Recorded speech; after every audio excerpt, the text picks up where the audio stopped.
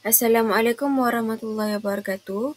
Hari ini kami akan menerangkan berkaitan model permintaan dan penawaran pasaran minyak sawit di Malaysia bagi subjek PEQ 3013 Ekonomi Matematik.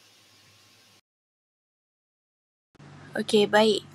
Kumpulan ini terdiri daripada 5 ahli. Yang pertama adalah Aisyah Hira binti Muhammad Syamsul Amri di 202411114566. Yang kedua Nur Afifah binti Muhammad Syukri di 2024111473. Nur Farah Farisha binti Osman di 2024111466. Amni Bashira binti Rosli di 2024111483. Dan Nurul Hawa binti Mat Sidik di 2024111471. Assalamualaikum dan salam sejahtera. Hari ini kami akan membentangkan tentang minyak sawit, iaitu salah satu komoditi utama di Malaysia. Kita akan lihat bagaimana model permintaan dan penawaran membantu memahami perubahan harga dan kuantiti minyak sawit di pasaran. Minyak sawit merupakan salah satu komoditi utama Malaysia yang menyumbang kepada pertumbuhan ekonomi dan hasil ekspor negara. Namun, harga minyak sawit sering berubah-ubah disebabkan oleh permintaan global, kos pengeluaran dan faktor pasar antarabangsa. Perubahan ini memberi kesan kepada pekebun, pengeluar dan pengguna. Oleh itu, model permintaan dan penawaran boleh membantu kita memahami bagaimana harga dan kuantiti minyak sawit ditentukan dalam pasaran sebenar. Kesimpulan. Assalamualaikum warahmatullahi wabarakatuh. Nama saya Nurul Hawa binti Mat Sidik. Nombor metrik D202411111471. Saya akan menerangkan tentang model matematik. Model matematik ada dua. Yang pertama pemboleh ubah, yang kedua ialah fungsi model linear. Pemboleh ubah P ialah harga minyak sawit ringgit Malaysia per tan, QD ialah kuantiti permintaan, QS ialah kuantiti penawaran, C kos pengeluaran, DX ialah permintaan ekspor. Fungsi model linear ada dua, iaitu fungsi permintaan dan fungsi penawaran. Fungsi permintaan ialah QD sama dengan A tolak BP yang menunjukkan apabila harga naik, permintaan turun. Penawaran pula ialah QS sama dengan C tambah DP menunjukkan apabila harga naik, pengeluar sanggup keluarkan lebih.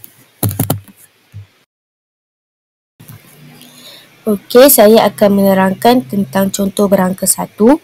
Terdapat dua fungsi, iaitu fungsi permintaan QD sama dengan 100 tolak 2P dan fungsi penawaran QS sama dengan 20 tambah 3P. Untuk menyelesaikan masalah keseimbangan, kita perlu samakan fungsi permintaan sama dengan fungsi penawaran, iaitu 100 tolak 2P sama dengan 20 tambah 3P. Dan jawapannya adalah 80 sama dengan 5P. Untuk dapatkan P, maka 80 bahagi 5 sama dengan 16 dan jawapan Q ialah 68 kerana 100 tolak 2 dalam kurungan 16 dan jawapan dia 68. Untuk keluk tu pula, bagi keluk permintaan iaitu QD yang mana garis menurun dari kiri atas ke kanan bawah disebabkan oleh harga meningkat, permintaan menurun, manakala keluk penawaran iaitu QS yang meningkat daripada kiri bawah ke kanan atas disebabkan harga meningkat, penawaran pun meningkat yang menjadikan itu hubungan langsung. Dan E itu pula ialah titik pertemuan di antara dua keluk yang menjadikan pasaran itu adalah pasaran yang stabil, tiada lebihan dan tiada kurangan. Baik, seterusnya kita pergi kepada analisis keputusan 1, iaitu model permintaan dan penawaran yang dibina membolehkan kita melihat bagaimana pasaran minyak sawit bertindak balas terhadap perubahan faktor ekonomi sebenar. Sebagai contoh, jika kos pengeluaran meningkat disebabkan harga baja dan racun yang lebih mahal, iaitu yang sering didapurkan sejak pandemik COVID-19, pengeluar mungkin mengurangkan jumlah pengeluaran. Dalam model ini diterjemahkan sebagai penurunan dalam QS. dan lengkung penawaran beralih ke kiri. Hasilnya, harga meningkat manakala kuantiti keseimbangan menurun. Jadinya jika kos pengeluaran meningkat atau contoh subsidi tarik balik, QS akan berkurang dan lengkung penawaran beralih ke kiri.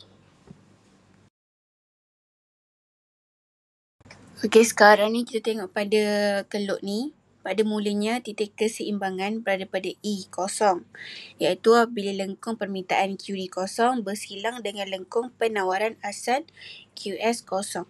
Pada titik ini, harga adalah P kosong dan kuantiti keseimbangan ialah Q kosong. Tapi bila kos pengeluaran meningkat, contohnya macam harga baja atau racun naik, pengeluar kurang menghasilkan minyak sawit, jadinya penawaran dalam pasaran berkurang. Jadinya daripada lengkung penawaran akan beralih ke kiri daripada QS0 ke QS1. Ini menyebabkan titik keseimbangan baru berubah dari E0 ke E1.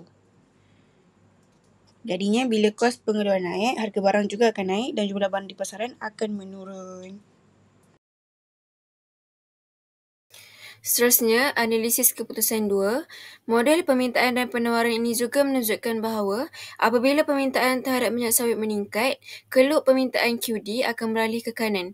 Ini berlaku dalam situasi sebenar seperti pada tahun 2022 apabila permintaan ekspor dari negara-negara seperti India dan China meningkat secara mendadak. Peningkatan ini berlaku apabila gangguan bekalan minyak bunga matahari dari Ukraine susulan konflik Rusia-Ukraine. Okey, apa yang kita boleh lihat dekat sini, keseimbangan asal iaitu pada E0, pada Q68 tan dan P RM16. Jadinya apabila permintaan terhadap minyak sawit meningkat, keluk akan beralih ke kanan daripada E0 ke E1 dan akan wujudnya keseimbangan baru pada Q1 dan P1. Oleh itu, harga meningkat dari RM16 ke P1 dan kuantiti juga meningkat dari 68 tan ke Q1. Baik, sebagai kesimpulan, model permintaan dan penawaran sangat membantu kita memahami bagaimana harga dan kuantiti minyak sawit ni ditentukan dalam pasaran terbuka. Melalui analisis, kita boleh dapati bahawa bila permintaan ekspor meningkat, contohnya semasa konflik Rusia dengan Ukraine, harga dan kuantiti minyak sawit juga akan meningkat. Perkara ini dapat memberi manfaat kepada pengeluar kerana mereka boleh jual pada harga yang lebih tinggi. Tetapi, pada masa yang sama, pengguna tempatan terpaksa menanggung beban kenaikan harga. Untuk menangani ketidakseimbangan ini, kerajaan disarankan supaya teruskan dasar subsidi bersasar dia kepada pengguna tempatan dan pastikan ada stok penimbal bagi menstabilkan harga. Selain itu, kita juga perlu usaha untuk tingkatkan produktiviti melalui penggunaan teknologi moden dan amalan pertanian yang lebih mampan. Dengan cara ni, kos pengeluaran tu dia dapat dikurangkan secara keseluruhannya. Model ekonomi seperti ini amat penting dalam membantu pihak yang berkepentingan membuat keputusan dasar yang lebih tepat dan berkesan. Sekian sahaja daripada kumpulan kami. Terima kasih.